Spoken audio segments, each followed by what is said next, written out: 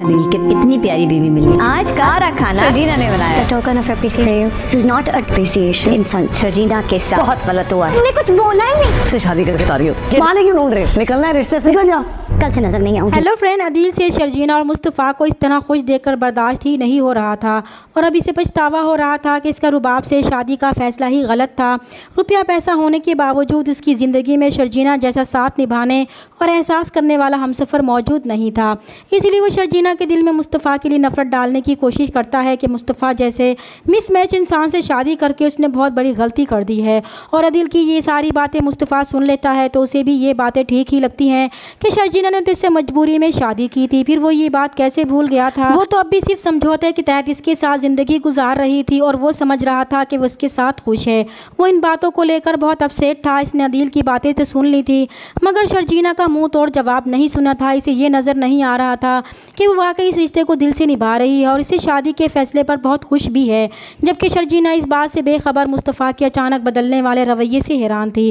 दूसरी तरफ रुबाब ने भी महसूस कर लिया था कि अदील का रवैया इसके साथ दिन ब दिन बदलता जा रहा है। उसे शर्जीना से शादी ना करने का पछतावा सताने लगा है और वह फिर से शर्जीना में दिलचस्पी लेने लगा है। इसीलिए वो जब भी अदील और शर्जीना को एक साथ देखती है तो इसे बहुत बुरा लगता है और फिर वो भी अदील के साथ ही इस घर में रहने का फैसला कर ही लेगी कि एक तो वह अदील पर नज़र रख सकेगी, दूसरा उसे इस घर में रहकर शर्जीना को भी जलील करने का मौका मिल जाएगा। दूसरी तरफ अदील की माँ रुबाब के इस फैसले पर बहुत खुश होंगी। उनकी नज़र में मुस्तफ़ा और उसकी बीवी शर्जीना की अहमियत तो पहले भी नहीं थी और अब तो रुबाब की नवाजिशात के बाद उनकी कोई इज़्ज़त ही नहीं रहेगी। वो बात बात पर रुबाब की तारीफ़ करेंगी कि इनकी बहू बहुत अच्छी है। उधर जब शर्जीना की नंद अपने घर वालों के साथ आएगी तो शर्जीना उनके लिए खाने का बहुत अच्छा इंतज़ाम करेगी। जब सभी घर वाले डाइनिंग टेबल पर खाना खा रहे होंगे तो खाने की तारीफ़ किए बगैर नहीं रह पाएंगे और अदील भी जब खाने की तारीफ़ करेगा तो सिद्रा सबको बताएगी कि आज सारा खाना शर्जीना ने बनाया है। तो रुबाब से ये बात बर्दाश्त नहीं होगी और वो शर्जीना को एप्रिसिएशन के बहाने जलील करने के लिए पैसे देगी तो शर्जीना को बहुत बुरा लगेगा। जबकि रुबाब की इस हरकत पर सब घर वाले हैरान भी होंगे मगर खामोश ही रहेंगे और मुस्तफ़ा भी इसकी इंसल्ट पर खामोश ही रहेगा।